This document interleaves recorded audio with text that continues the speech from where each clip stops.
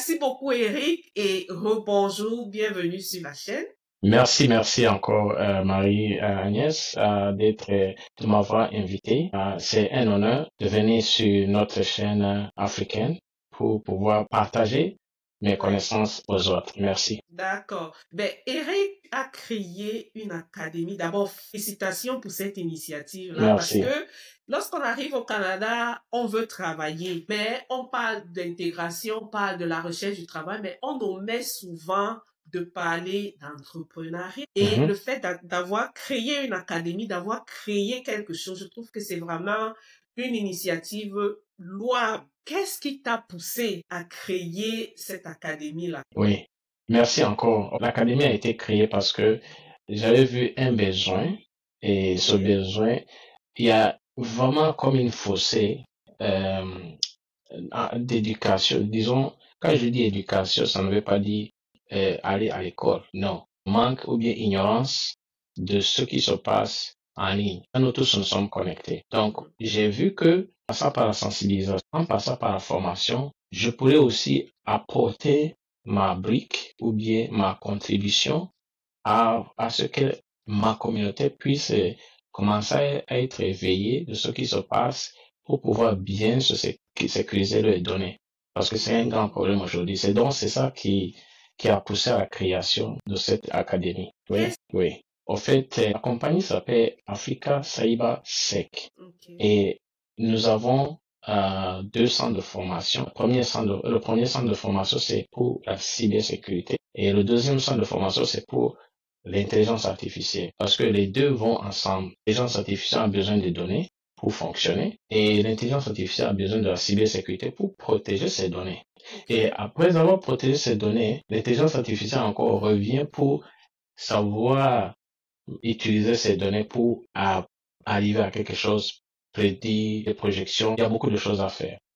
Et on a créé ces deux centres de formation. Mais là, je vais dire pour la cybersécurité. On fait en deux parties. Il y a la partie théorique où on apprend les gens à comprendre c'est quoi la cybersécurité et c'est quel genre des attaques que nous avons et quel genre de vulnérabilité qu'on peut avoir, comment opérer un risque. Quand on parle de risque, aujourd'hui, il n'y a pas de technologie avec risque zéro. C'est impossible. Parce que le risque, c'est disons, c'est la composition de la faille d'un système, plus l'attaquant ou bien le criminel, et ce criminel qui a su la faille et l'exploite. Voilà le risque. Ok. Pourquoi je dis que le risque ne peut jamais être zéro? C'est parce que il y aura toujours ce criminel quelque part. Même si vous avez Un diminué, système robuste. oui, il y aura toujours au moins un criminel. Donc 1 plus 0, c'est 1. C'est pour ça, le risque ne peut jamais être zéro. Beaucoup de locataires, est-ce que vous avez prévu quelque chose au cas où il y a un incendie, l'évacuation de ces humains?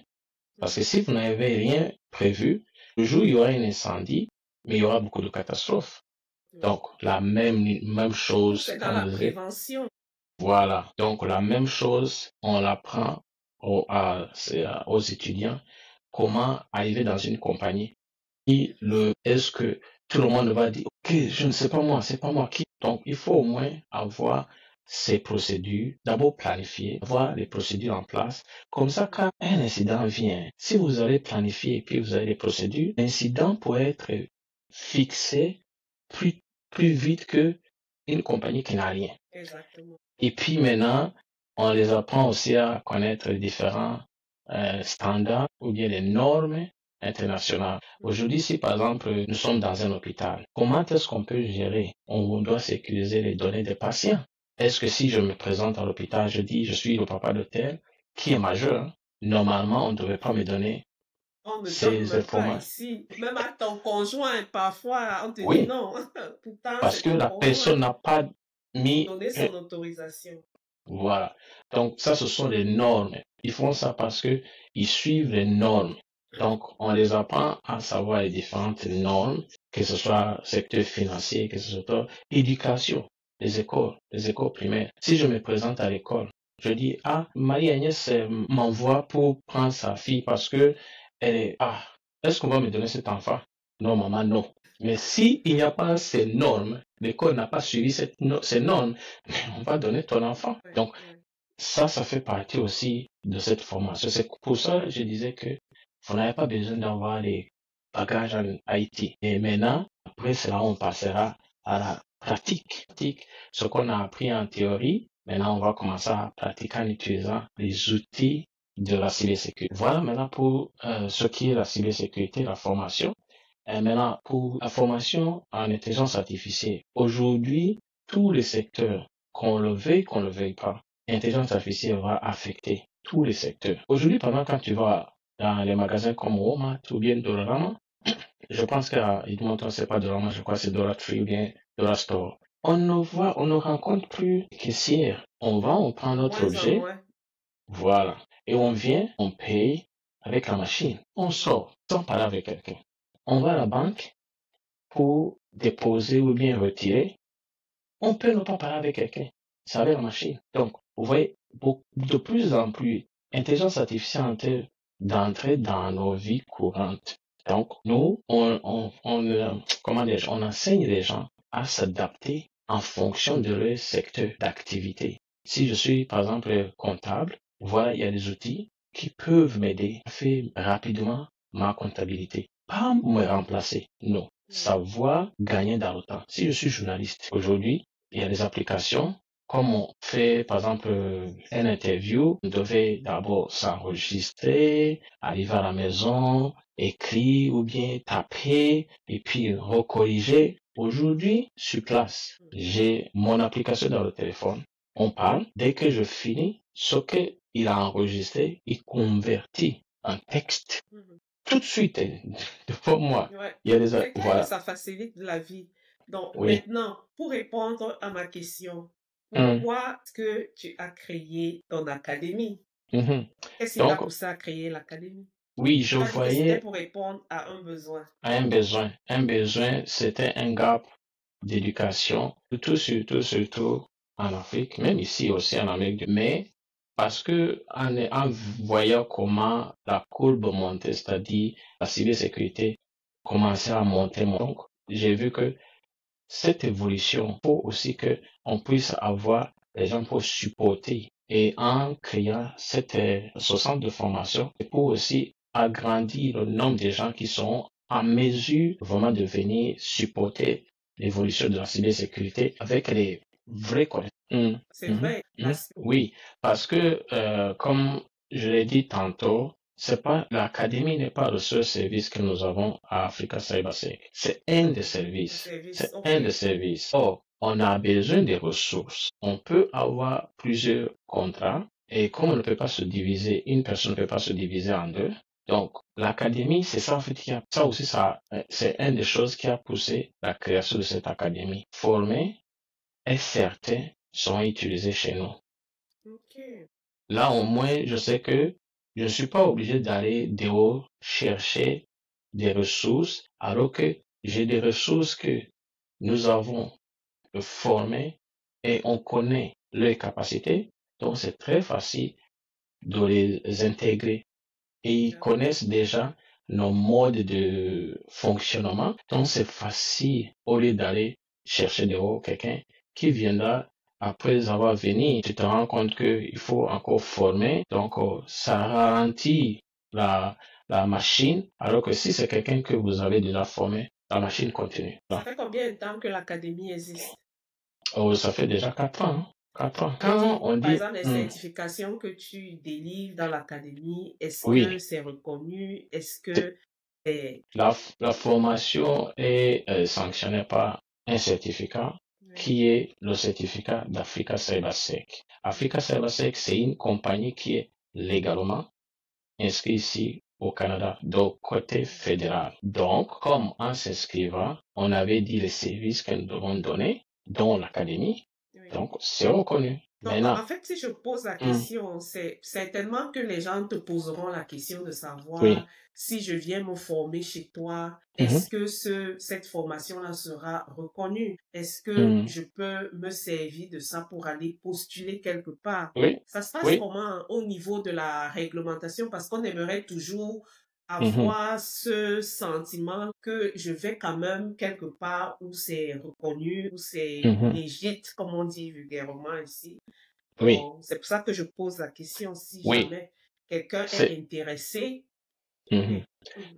C'est reconnu et la nuance que je vais enlever ici, parce que quand on parle de certificat, beaucoup de gens croient qu'on parle seulement des certificats d'industrie. Il y a le certificat d'industrie qui est différent de certification de formation. Ok. Donc, on se forme et puis lorsque nous sommes formés, on va chercher maintenant les certificats d'industrie. Industrie, ça peut être par exemple comme CompTIA, ici. Il y a plusieurs industries qui donnent ces genres de certificats et qu'on peut aller chercher. Là, on est en train de se focaliser sur une industrie X, Y, Z. Mais il y a d'abord la formation. Tu ne peux pas aller chercher le certificat d'industrie sans la formation. Donc, nous, on donne le certificat de formation. OK, de formation et jusqu'à 2 à 3 mois aussi. Ce qui est sûr, c'est moins que la durée de la cybersécurité. Et à date, vous avez l'académie, elle est... Oh, en total, je me dis, ça peut aller dans les 100 et quelques. Peut-être 150 comme ça, je pense. Si on a les Le retours. tout dernier retour, par exemple, c'est une des étudiantes que j'ai formées qui est aux États-Unis, à Texas. Avant-hier, elle m'avait appelé pour me dire qu'elle est maintenant au deuxième interview. Elle a fini en février. Hein. Elle a fini en février. Non, mars. Elle est au deuxième interview, disons, parce qu'il y a plusieurs sortes d'interviews. Et ça, c'est le dernier. Donc, et là, c'est pour une position de management. Pour devenir, oui. Moi, je croyais qu'elle allait appliquer pour analyste en cybersécurité. Et quand elle m'a donné le job description qui est de manager, je dis non, vas-y, on va voir si ils vont te retenir. Et voilà, elle a passé le premier niveau de l'interview et elle doit mardi qui vient. Elle va faire maintenant le deuxième interview et si tout est bon, elle deviendra manager au Texas, à Houston. Et puis, il y a d'autres que j'ai formés en Afrique qui ont créé leur compagnie en cybersécurité. Et leur compagnie marche très bien. Donc, c'est pour dire qu'il y a vraiment des bons retours. Opportunités, des Oui, bons oui, oui, oui. retours. Oui, oui, oui. Mais c'est intéressant, c'est vraiment, Oui, c'est encourageant d'entendre que on peut se lancer, on peut former des personnes qui se retrouvent dans le marché du travail. C'est oui. vraiment de bonnes initiatives. Mhm. Merci beaucoup. Oui, oui, oui. Ouais. Donc, à part les retours, hormis les retours, une autre question que j'aimerais te poser, tu as dit que la formation se fait à distance. Donc, on peut Oui. être partout dans le Mhm. monde et Mhm. avoir accès à la formation. Oui, oui, Ok. effectivement. On a formé, quand je dis autour de 150, il y a certains qui étaient en Europe, en Afrique, ici au Canada. Au Canada, c'est plusieurs provinces, hein. On a formé à Montréal, des gens ici à Toronto. Il y a une autre qui était à Calgary. Aux États-Unis aussi, c'est différents États comme New York, Washington, Massachusetts, Texas et Californie aussi. Il a eu directement le boulot. Et guess what? C'est 160 000 Wow. directement. En Oui. Californie. Sans même un an de collège. Oui. Alors, Los Angeles. Oui, Los Angeles. Donc, c'est plusieurs endroits. Comme c'est en ligne, donc on n'a pas besoin de se déplacer. Donc, c'est accessible. Et puis, on fait la formation dans les deux langues, en français ou anglais, selon la personne, dans quelle langue la personne se sent confortable. D'accord. La formation est disponible partout dans le monde, dans les deux Oui, langues, en oui, français ou en en anglais. anglais, oui, D'accord. Mais c'est mieux d'avoir aussi l'anglais pour pouvoir utiliser oui, les outils sans beaucoup oui. de peine. Même quand on fait la formation en français, tous les termes restent en anglais. C'est seulement des explications qui sont en français. La prévention de la cybersécurité chez les enfants. Est-ce Oui, que tu peux nous en dire un peu plus sur cet ouvrage? Qu'est-ce qui oui. t'a poussé à écrire sur la prévention de la cybersécurité? Oui, merci. pour la question. Ce qui m'a poussé, c'est les statistiques que je voyais ici en Amérique du Nord.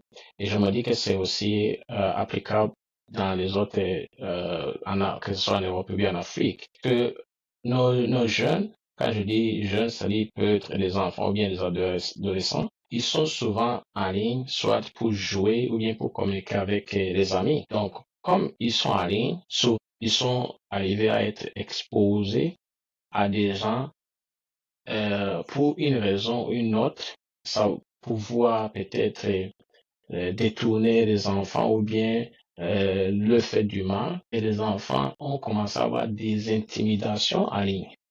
Certains enfants n'ont pas pu gérer. Selon les statistiques, beaucoup d'enfants arrivent à se suicider à cause de l'intimidation qu'ils ont eue en ligne. Donc, pour pouvoir quand même conscientiser ou bien réveiller les parents et les éducateurs. Donc, j'ai écrit un livre où je donnais des astuces, comment aider nos enfants à ce qu'ils ne tombent pas dans ce genre de piège. Même si ils sont arrivés à tomber dedans, comment les aider à sortir. Parce que lorsque cet enfant, peut-être il n'y a pas, nous les parents, on n'a pas le temps de communiquer avec eux, et ils sont devant ces genres de problèmes. Et de plus en plus, ils sont renfermés. La probabilité qu'ils peuvent se suicider est très, très, très élevée. Très, très élevée. Parce que la manière que nous, les adultes, nous gérons ces genres de stress ou bien de problèmes, c'est différent des enfants. Donc, c'est pour ça, moi, c'est ça qui m'a poussé à écrire ce livre, pour donner ces genres d'astuces à des parents et des éducateurs pour qu'on puisse sauver nos enfants. C'est notre vie de demain. Oui, et il faut aussi savoir, moi en tant que parent, je me dis aussi que c'est quelque chose qui, entre guillemets, surprend. Nous, en grandissant, on n'a pas grandi avec ces outils-là. Et peut-être que de manière maladroite, on ne sait même pas comment sécuriser ces outils-là pour que lorsque nos enfants vont sur Internet, qu'ils y aillent de manière sécuritaire. Peut-être que des parents ne savent même pas, on n'a pas appris. Déjà, la communication, c'est souvent un problème aussi chez nous en Afrique. Donc, Oui. merci d'avoir Et puis écrit nos ce enfants, ouvrage. comme ils sont nés, ils ont grandi avec ces outils. Pour eux, c'est banal, c'est devenu banal. Ils ont tendance à ne pas suivre les mesures de sécurité parce que bon, ils trouvent que oui, je n'ai pas besoin. Donc, il faut que nous, on puisse quand même leur montrer que il faut faire attention parce que cet outil peut devenir un couteau à double tranchant si bien utilisé. Et pour la continuité de ça, par exemple, je suis en train de travailler pour un autre maintenant qui s'adressera à vous, les femmes. Okay. Le harassment, cyber harassment. Parce que ça aussi, c'est un grand problème. Oui, si tout va bien, ça sortira peut-être vers le mois d'octobre. Ok, communique, c'est très, très important. Très important. Et puis, savoir aussi communiquer avec cet enfant chaque jour.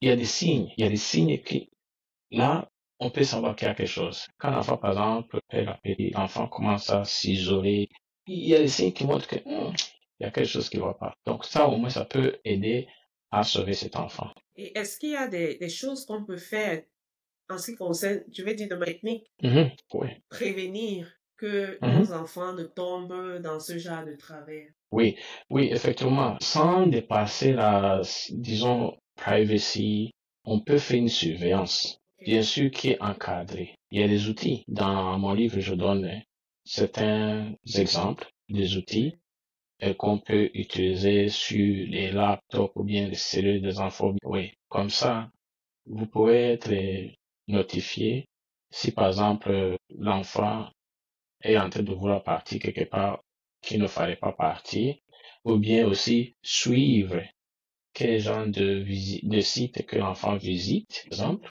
Ça aussi, techniquement, c'est possible. Oui, oui. Le livre, en fait, c'est en anglais pour le moment, mais je suis en train de travailler sur la partie française. Et le livre se trouve sur Amazon dans les deux versions. Il y a la version Kindle, il y a la version papier. Et le titre, c'est Online Safety Starts at Home. Donc, je voulais dire que la sécurité qu'on espère avoir en ligne Il faut que ça commence à partir de la maison. Et là, je dis resources for cyberbullying. Donc, voilà des ressources de cyber-intimidation que je suis en train d'offrir à des parents. C'est-à-dire, avant de s'embarquer pour aller, par exemple, en ligne, il faut savoir que ça doit commencer chez nous. Chez nous, oui. Commencer à Voilà. parler aux enfants, les Oui, sensibiliser des c'est ça. dangers. Ouais, Oui, c'est très important. Ben, je me suis procuré une copie du livre. C'est vrai qu'il est en anglais, mais c'est facile à lire, je trouve. oui, Et oui. c'est vraiment intéressant. Merci, Merci beaucoup. merci beaucoup, Marie-Agnès. Oui. Est-ce qu'il y a un mot, conseil que tu aimerais donner déjà, Mhm, aux nouveaux arrivants par rapport à mhm, l'intégration, oui, par rapport à toutes ces années que tu as faites, toute l'expérience que tu as ici au Canada? Ce serait quoi oui. le conseil? OK.